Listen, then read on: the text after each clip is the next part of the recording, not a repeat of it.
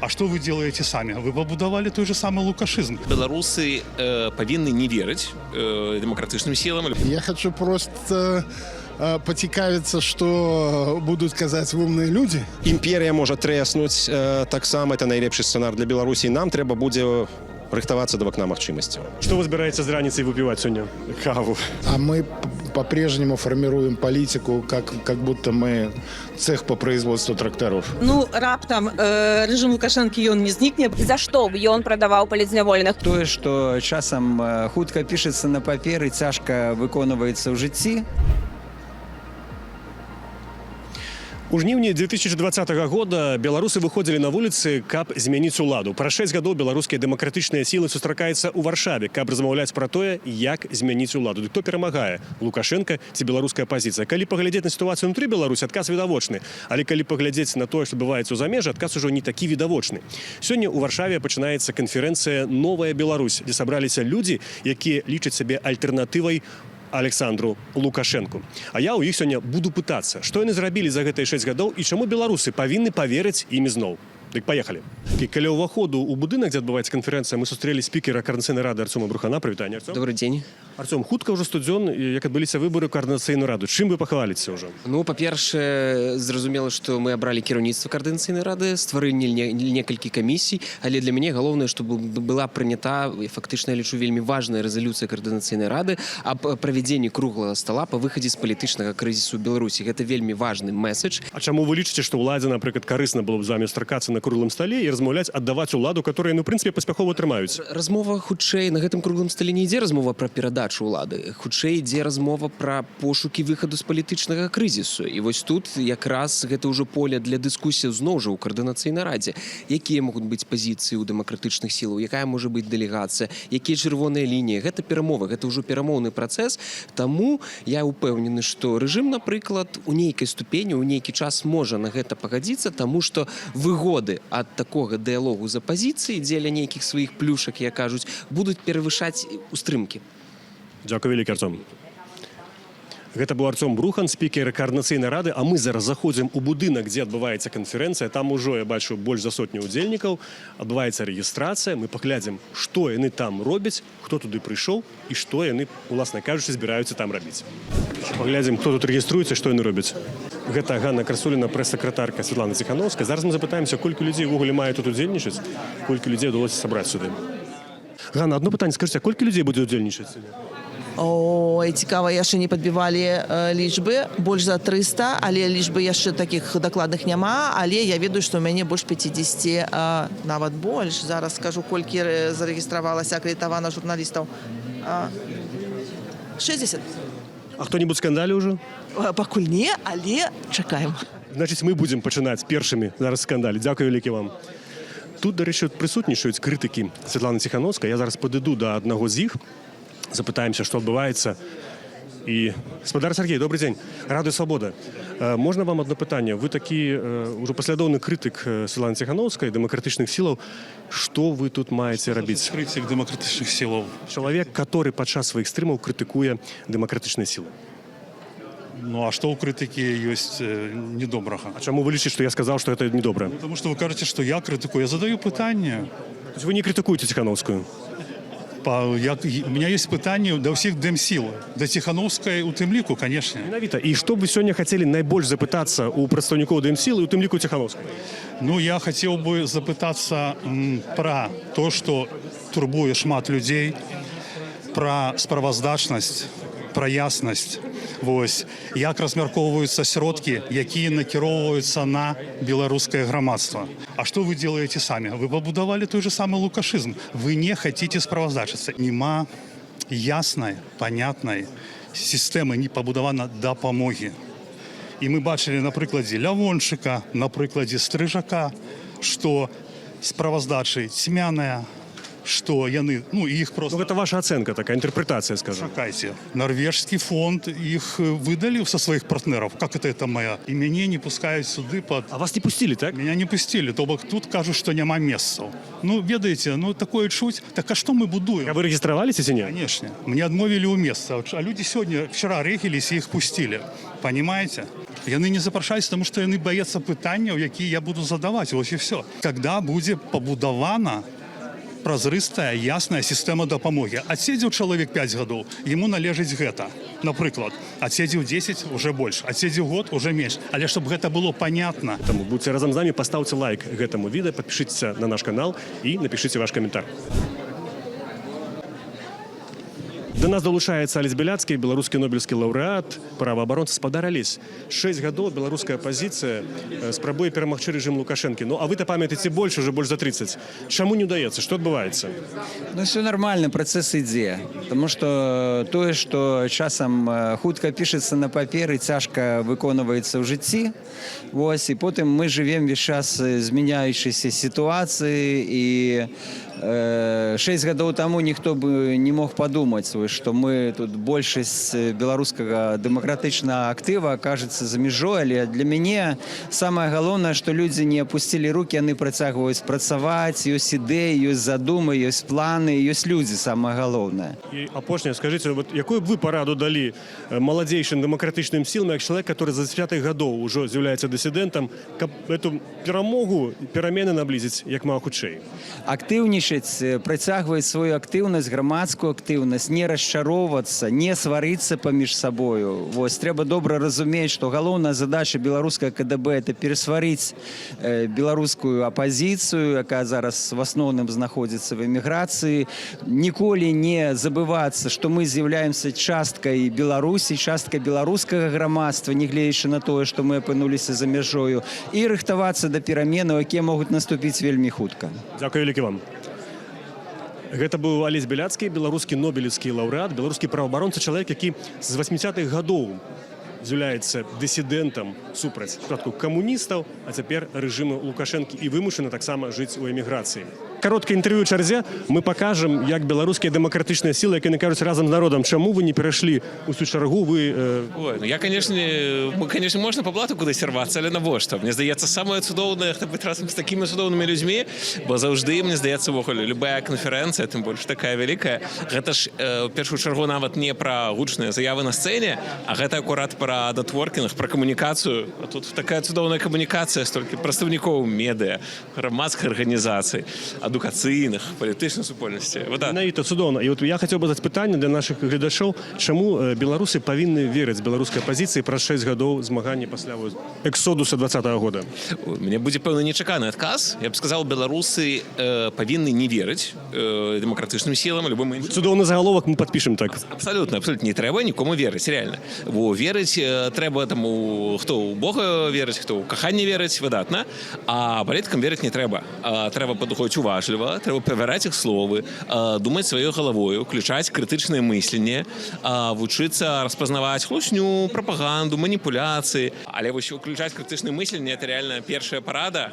А што найлепшае для гэтага? Канешне, чытаць і слухаць і глядзець добрыя незалежныя медыа, такія як Радыё Свабода.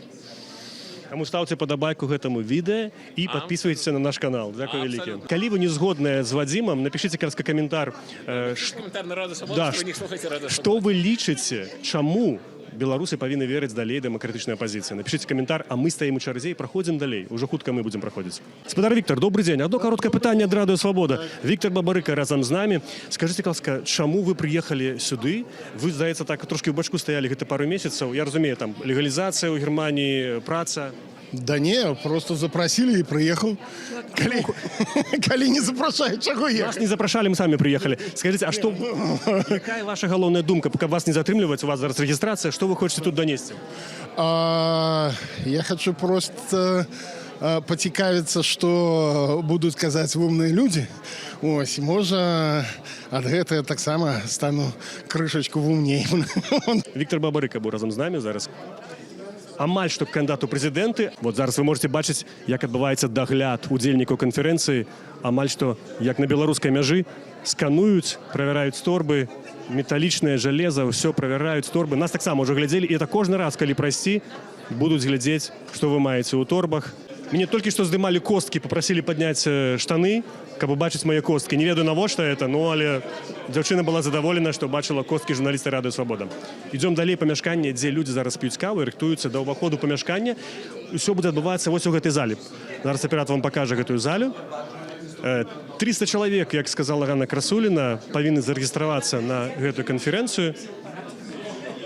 Вся эліта беларускіх дэмакратычных сілаў сёння тут, ну, магчыма, не ўся, але велізарная яе частка. А мы давайте пройдзем у залю, дзе людзі зараз п'юць каву. Добрый дзень, радыё «Свабода». Так. І вы на «Свабодзе». Першы раз я бачу жывога Павла Севярынца пасля вызвалення, вельмі прыемна. Павел, скажыце, калі ласка, 6 гадоў таму адбыліся падзеі, ну, драматычныя з аднаго боку. Тады людзі выходзілі, каб змяніць уладу, і сёння збіраюцца ў Варшаве, каб дамаўляцца, як змяняць уладу. Так што трэба рабіць, каб змяніць уладу, або адбыліся любыя перамены ў Беларусі? Трэба рыхтавацца, і рыхтавацца трэба сур'ёзна. Ужо у восені гэтага года Пуцін можа абвясціць мабілізацыю, імперія можа кінуцца, это апошні кідок пацука загнанага ў кут. Імперія можа трэснуць, таксама это найлепшы сцэнар для Беларусі. Нам трэба будзе рыхтавацца да вакна магчымасцяў. І вот ці гатовыя мы, вось сёння я збіраюся спытаць, сёння я збіраюся пачуць, прапанаваць сваё бачанне. Спадзяюся, што тыя людзі, сотні людзей, якія збяруцца сёння, это тыя, хто можа павесці за сабой Беларусь. Павел, я з вами знаёмы прыблізна з 99-го года. Это ўжо колькі? Так, з Маладога фронту. І скажыце, вы тады змагаліся, вы тады сядзелі. Чаму не ўдаецца так шмат? Вот 30 гадоў, 32 гады Лукашенко ва ўладзе, і беларусы, здавалася б, такія працавітыя людзі уважлівыя, і не ўдаецца ім нічого. Пакуль не ўдаецца, таму што цяжкі выпадак. Побач з намі Расія – это найбуйнейшая агрэсіўная імперія ў свеце. Яе проста так не перамагчы. Нашыя продкі паклалі на гэта сотні гадоў. Але я думаю, што пры жыцці нашага пакалення мы можам дасягнуць. 2020 год паказаў, што на такія ўспышкі беларусы здольныя. У нас ёсць магутная стояная сіла, і калі яе ўдасца разбудзіць, я думаю, што тут станем поплеч з украінцамі і будзе імперіяй гамон імперіі і вольная Беларусь. Дзякуй, вялікі Павел. Гэта быў Павел Севярынец.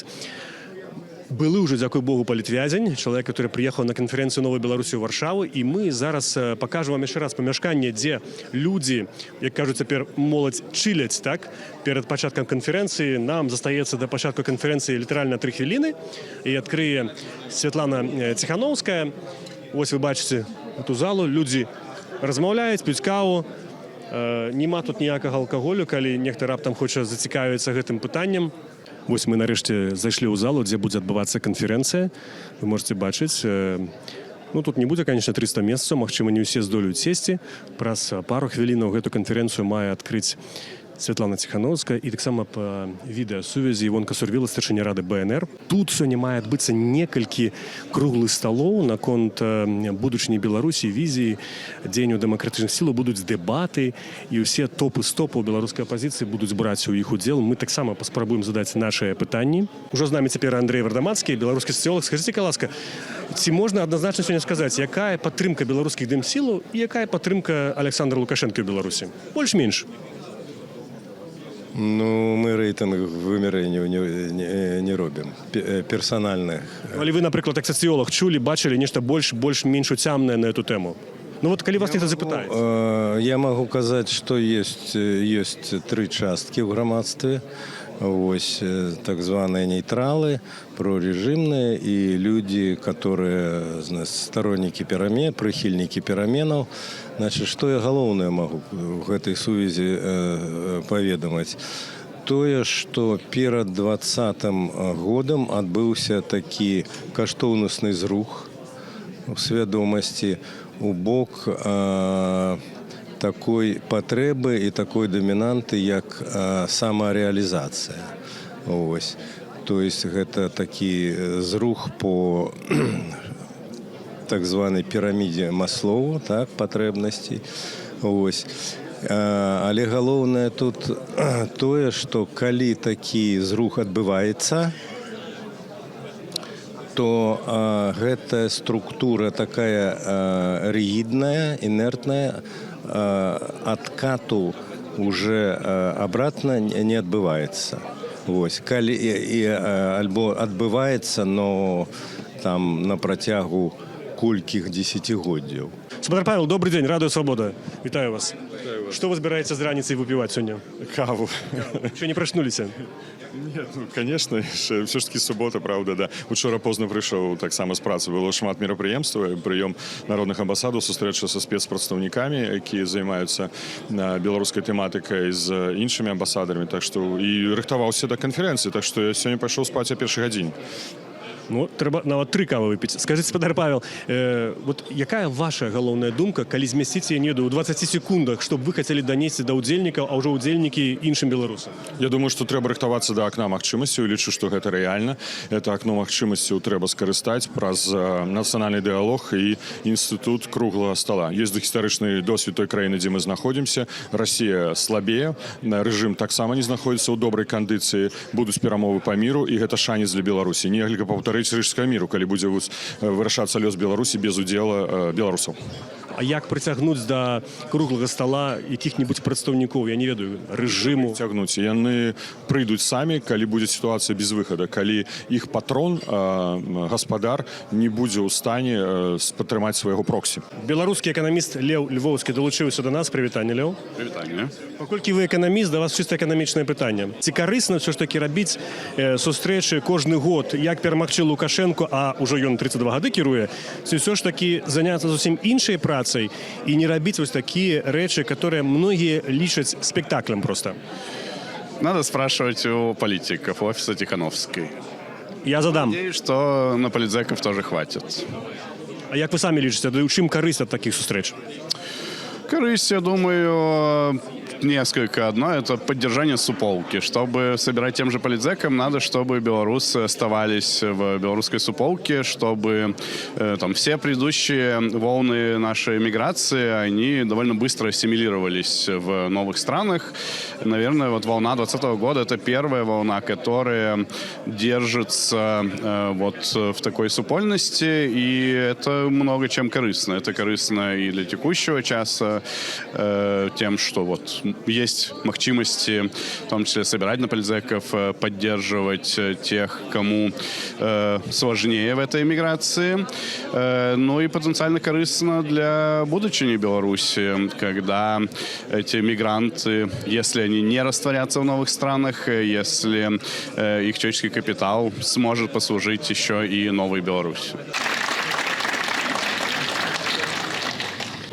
Я ведаю, што ёсць сёння тыя, хто прапануе забыць 20 год, перагнуць старонку і ісці далей, быццам нічога не адбылося. Але як яго забыць? Гэта быў момант, калі абудзілася наша нацыя, калі мы усвядомілі сваю сілу і сталі іншымі. І дзякуючы гэтай працы сёння свет ведае дзве простыя рэчы, што беларусы – гэта не рэжым, и Беларусь – это не Россия.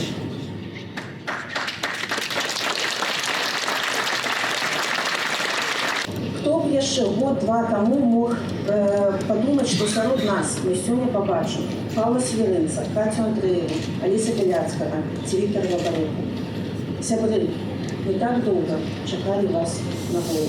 И при ласка, давайте привитаем и всех былых политвязней, которые сегодня находятся.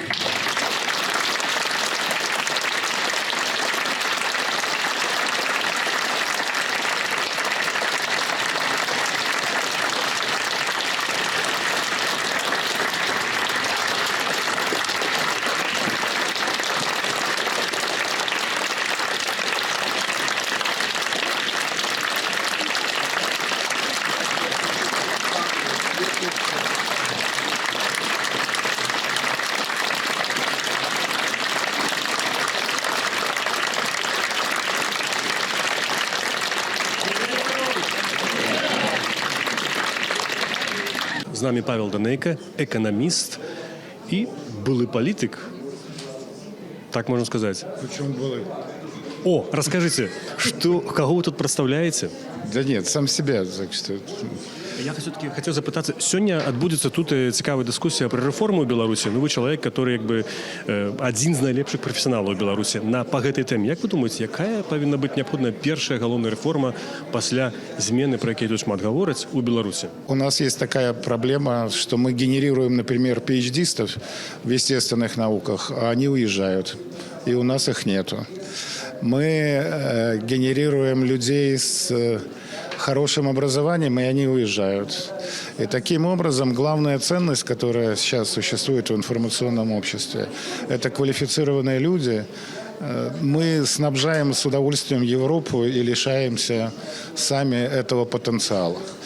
Поэтому вопрос, или мы как сможем остановить, создав соответствующую атмосферу в стране. А какая это атмосфера? Отсутствие страхов, присутствие свободы. Но если этого не будет, то мы, в общем, будем таким роддомом. Промышленность на сегодняшний день уходит в полную автоматизацию, и это становится вчерашним днем. Главное – это информационное общество. А там другие законы, другие правила. А мы по-прежнему формируем политику, как будто мы цех по производству тракторов. Вось такі плейліст адраджэння гучыць у фае канферэнцыі «Новай Беларусі». А мы ўжо тут, вось каля стэнду канферэнцыі, чакаем Святлану Ціхановскую. Праз пару імгненняў тут мае адбыцца яе брыфінг для журналістаў. Радыё Свабода, Дмітрий Гриневич. Светлана, скажите, ласка, вы говорили про окно магчымасцяў. Калі уявіць, што Беларусі раптам знікае рэжым Лукашэнкі, а які тады план апазіцыі? Вы, прабачце, на джипах ці як? Што у вас, якое ўяўленне пра дзеянне апазіцыі? Слухайте, раптам рэжым Лукашэнкі ён не знікне, бо гэта цэлая выбудаваная сістэма, і перш не будзем сачыць за новай дынамікай, што адбываецца у Беларусі па-за яе межамі, і мы рыхтуемся да пэўных момантаў, але, як я ўжо казала, мы не можам предсказать усе магчымыя сцэнары. Вось, у нас ёсць разуменне, што мы прапановваем круглы стол для тых, хто зараз у сістэме. У нас добрыя саюзнікі ва ўкраіне і ў еўрапейскім звязі, таму разам мы рыхтуемся да нейкай змены сітуацыі. А зараз до нас долучаецца Катерина Андреева, журналістка, былая палітзняволена. Катя, сёння шмат гаварылі пра палітвязняў, і стоячы таксама былі апладысменты да палітвязняў. Я веду, что тебе уласная мотивация. Твой муж сейчас находится за кратами. Игорь Ильяш, журналист. Скажи, ласка, калі ты параўноўваеш, калі чалавек сядзіць за кратами, ён думае, што той, хто на волі, для яго зробіць усё, каб ён выйшаў. А цяпер на волі будучы, што можна рэальна рабіць, і што, напрыклад, дэмакратычная апазіцыя, которая тут сабралася ўся практычна на этой канферэнцыі, магла б лепш рабіць для вызвалення? Ведаеце, немагчыма параўноўваць тыя умовы, у якіх Ігор змагаўся за мяне, з тымі умовамі, у якіх цяпер знаходжуся я. Безумоўна, я знаходжуся у бяспецы, я маю іншае, больш шырокае кола кантактаў, і я спрабую вось менавіта на гэтым непублічным трэку рабіць усё магчымае, проста для таго, каб ён трымаўся, ягонае імя трымалася на павесцы, і калі дойдзе уласна да перамоўнага працэсу, каб гэтае прозвішча проста было ў спісе. Гэта моя адзіная мэта. Відавочна сёння две такія лініі. Адна больш лагодная, што трэба ісці на размовы, на дыялог, магчыма скасоваць санкцыі. Іншая – гэта санкцыі ўводзяць больш жорсткія, ціснуць на рэжым. Ці з пункту гледжання вызвалення палітвязняў нейкі з гэтых двух падыходаў ёсць больш эфектыўны, ці яны аднолькавыя? Я думаю, што яны не знаходзяцца ўвогуле ў супрацьпастаўленні, бо калі б не было санкцыяў, відавочна рэжыму Лукашэнкі не было б за што змагацца дзеля сябе. Гэта чыста такое эканамічнае змаганне ў яго, так? Это проста чыстыя грошы для яго. Але калі б не існавала гэтых санкцый, што было б вось гэтай картай ягонай у гульні з амерыканцамі, у гульні на гэтым перамоўным трэку, за што б ён прадаваў палітзняволеных? Гучыць жудасна. Гандаль людзьмі, гэта проста страшна, але гэта тыя рэаліі, у якіх мы жывем, і я не бачу іншай магчымасці уплываць на Лукашэнку, каб прымусіць яго і далей вызваляць людзей. Пакуль гэта тое, што спрацавала вельмі абмежавана, не для ўсіх, але, прынамсі, калі казаць пра санкцыі за 2020 год, то вось гэта працуе. З 22-м значна складаней. Але я не бачу іншага інструменту ўплыву на Лукашэнкі, акрамя вось гэтага санкцыйнага гандлю. Гэты гандаль быў раней, на нашай памяці і ён захоўваецца. У першым дні канферэнцыі «Новай Беларусі» ў Варшаве удзельнічала блізу 300 чалавек. Сустрэчы, дыскусіі, размовы і дэбаты працягваліся больш за 10 гадзінаў. Адказы нашых гасцей вы толькі што пабачылі на нашым відэа. Калі ласка, пішыце ў каментары, з чым вы згодныя, з чым не згодныя, як бы вы адказалі на гэтае пытанне, або чаго б хацелі ад удзельнікаў гэтай канферэнцыі.